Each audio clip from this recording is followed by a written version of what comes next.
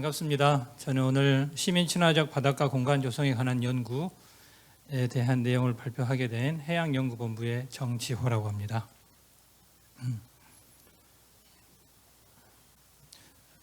먼저 이 연구를 하게 된 그 배경하고 필요성, 목적에 대해서 간단하게 말씀드리겠습니다. 먼저 사진을 제시했는데요. 아마 이 사진은 저희가 광안리 해수욕장을 비롯해서 바닷가 가면은 자주 보는 그러한 모습입니다. 여름철 성수기 때 많은 인원들이 해수욕을 하기 위해서 바닷가에 이렇게 방문해서 즐기고 있습니다. 이런 모습도 우리 바닷가가 제공하는 기능을 만끽하는 그러한 모습일 텐데, 이 연구는 바닷가에서 이 모습 말고 이 다음의 모습에 주목해서 연구를 진행했습니다. 우리 바닷가는 여름철 성수기가 아니더라도 365일 거의 매일 많은 사람들이, 특히 바닷가 배후에 있는 지역 주민들이 바닷가에 걸어서 편하게 접근해서 다양한 활동을 하고 있습니다. 와서 쉬기도 하고, 이 사진에 보시면 한 중학생 정도 되는 여학생들이 갯벌에 와서 학교 끝나고 책가방을 던져놓고 갯벌에 와서 갯벌 체험을 하는 그러한 모습도 저희가 현장 조사를 하면서 봤는데요. 바닷가는 이러한 기능도 제공하고 있습니다. 그러니까 시민들이 관광철이 아니더라도 매일의 생활 공간 속에서 편하게 접근해서 바닷가를 즐기는 그러한 모습을 볼 수 있습니다. 이 연구는 관광지로서의 바닷가보다는 지역 주민의 생활 공간으로서의 바닷가에 주목하고, 그 지역 주민이 더 쾌적하고 안전하게 이용할 수 있는 방안에 대해서 연구를 했습니다. 이건 잠깐 넘어갈 텐데, 이 바닷가라고 하는 것은 바닷가를 포함한 블루 스페이스는 영국에서 만든 개념이긴 합니다만은 블루짐, 그러니까 체육관 같은 기능이 있어서 와서 운동하고 쉬고 할 경우에 우리 인간들에게 주는 효과가 굉장히 크다, 이러한 연구도 외국에서는 많이 진행된 바가 있습니다. 그래서 다시 이제 필요성과 목적을 정리하자면, 바닷가는 지역 주민에게 쉽게 접근해서 건강 증진을 비롯해서 다양한 편익을 제공하는 공간인데, 지금까지 우리나라 바닷가 관리 정책은 해수욕이나 관광객 중심의 정책이 우세했습니다. 그리고 앞에서 설명드린 바닷가는 일견 공원과 같은 기능인데, 공원을 관리하는 부서, 그다음 법률에서는 이 바닷가를 거의 고려하지 않고 있었습니다. 이러한 여건을 고려해서 주민 친화적, 시민 친화적인 바닷가를 조성하는 방안을 제시했습니다. 시민 친화적 바닷가가 무엇인가를 말씀드리면, 그 정의는 그렇게 거창한 것은 아닙니다. 시민이나 지역사회가 바닷가에서 제공하는 다양한 편익을 쉽고 안전하게 제공받을 수 있는 바닷가다라고 이제 정의를 했는데, 여기서 주체는 물론 바닷가는 관광객들에게도 좋은 그런 매력적인 관광지로서의 기능을 합니다만은, 지역 주민이 이 시민 친화적 바닷가에서는 주요한 연구 대상입니다. 그리고 대상은 아무래도 바닷가에서 도보로 접근하기 쉬운 곳에 위치한, 그러니까 직접적인 연구 대상은 도보로 걸어갈 수 있는 곳에 위치한 시민들이 직접 연구 대상이 되겠습니다.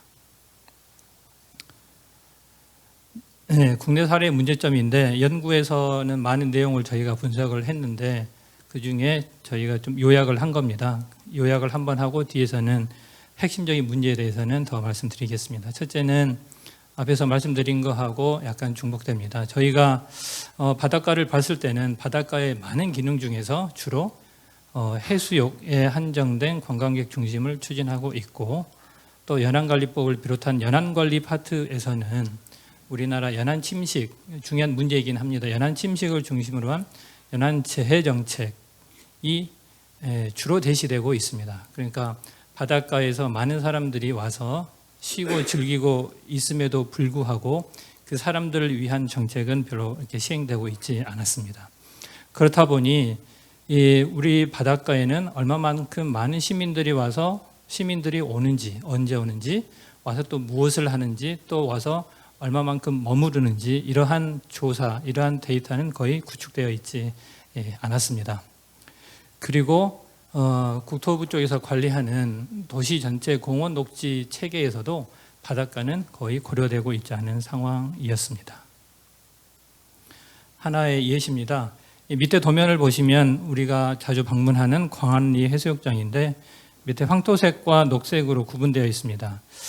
바닷가를 이용하는 사람에게는 이 공간이 하나의 공간으로서 바닷가라고 인식이 될 텐데 이게 관리하는 부처를 구분하자면 녹색은 국토부, 황토색은 해수부로 이렇게 구분이 되어 있습니다. 그렇다 보니 이 바닷가 관리 정책을 하는 데 있어서 일관된 정책이 되지 않습니다. 그러다 보니 부처 간에 이게 나누어져서 산발적으로 정책이 되고 있는 면입니다. 이게 하나의 사례인데 많은 바닷가에서 보면은 해수부, 특히 국토부 간에 관할 구역에 대한 혼선이 발생하고 있고 이게 바닷가에서는 다 이런 문제 공통적으로 일어납니다. 이런 문제가 일어나게 되면은 어느 한 부서에서 시민들을 위한 바닷가 이용 관리 정책을 추진하는데 한계로 작용을 하고 있습니다.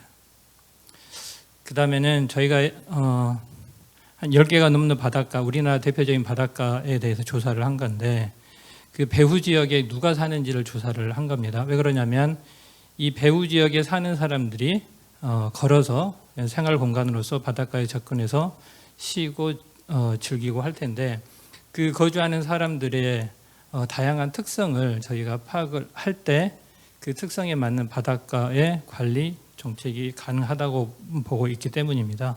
그래서 이제 조사를 해보면 이 표에 보면은 이 노란색으로 되어 있는 것은 인구 구성을 본 겁니다. 인구 구성 중에서 영유아 어린이 비중이 굉장히 높은 그런 바닷가가 있는 반면에 여수의 경우는 23.5%에 이를 정도로 그 배후 지역에는 영유아 어린이가 많이 분포합니다.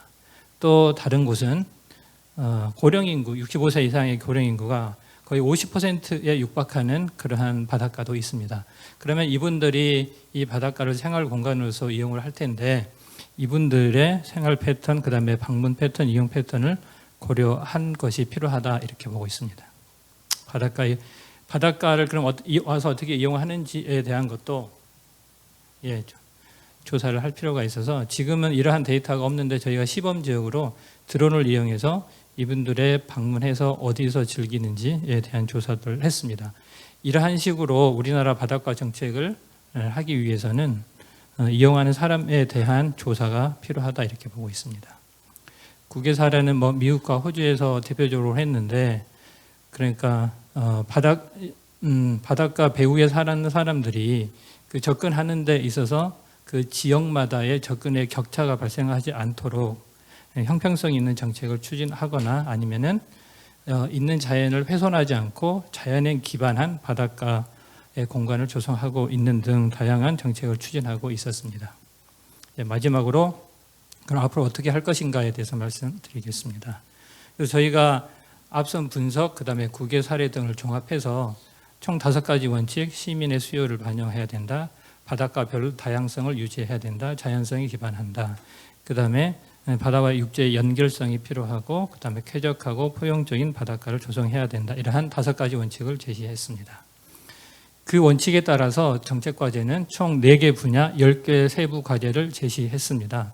그래서 세부 과제를 일일이 여기서 말씀드리지는 않겠습니다만은 추진 분야로 보면은 먼저 주민이 접근하고 이용하기 쉬운 바닷가를 현재보다는 더 늘릴 필요가 있다. 그렇게 하기 위해서 4가지 과제를 제시했고요.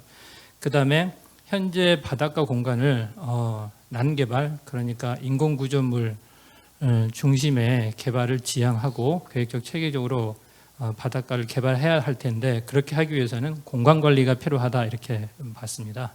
그리고 바닷가 자체의 매력도를 더 높이기 위해서는 우리나라 바닷가 특성에 맞는 바닷가 리디자인을 할 필요가 있다. 그리고 이런 것들을 가능하기 위한 제도적인 기반을 마련할 필요가 있다. 이렇게 정책 과제를 제시했습니다. 그 중에서 과제 하나하나에 대해서 이제 말씀을 드리기는 어렵고 대표적으로 몇 가지 말씀드리면 바닷가 이용 격차를 해소한다 이렇게 이제 저희가 과제를 제시했는데 바닷가가 눈에 바로 보인다고 해서 그 바닷가를 쉽게 이용할 수 있는 것은 아닙니다. 부산에서도 우리 지금 연구소가 입지한 영도구라 하더라도 영도구에 사는 주민이 편하게 걸어서 쉴 수 있는 바닷가는 그렇게 많지가 않습니다. 그래서 영도구 중에 일부 구간에 대해서 조사를 해보니 거의 한 2만 명이 사는 곳인데 거기서 접근할 수 있는 바닷가는 극히 일부였습니다. 이러한 것을 볼 때 바닷가가 물리적으로 가깝지만 그렇다고 해서 바닷가를 편하게 이용할 수 있는 공간이 다 조성된 것은 아닙니다. 이러한 조사를 기반으로 해서 큰 규모는 아니더라도 소규모 공원을 조성하고 그 소규모 공원거리 연결하는 그런 연계공원의 조성이 필요하다 이렇게 봤습니다. 네, 그 다음으로는 이제 바닷가에 대해서 저희가 이제 리디자인이라는 제시를 했는데 현재도 보면은 이제 과거에 비해서는 바닷가에 여러 가지 디자인이 더 증진된 곳이 많이 있습니다만은 바닷가에 분포해 있는 자연 환경의 요소라든가 다양한 인문사회 경관까지 고려한 그러한 바닷가 디자인의 언어의 일관성을 유지할 수 있는 바닷가 디자인 가이드라인이 필요하다 이렇게 정책 과실을 제시했습니다. 오늘 제가 말씀드릴 것은 여기까지고요.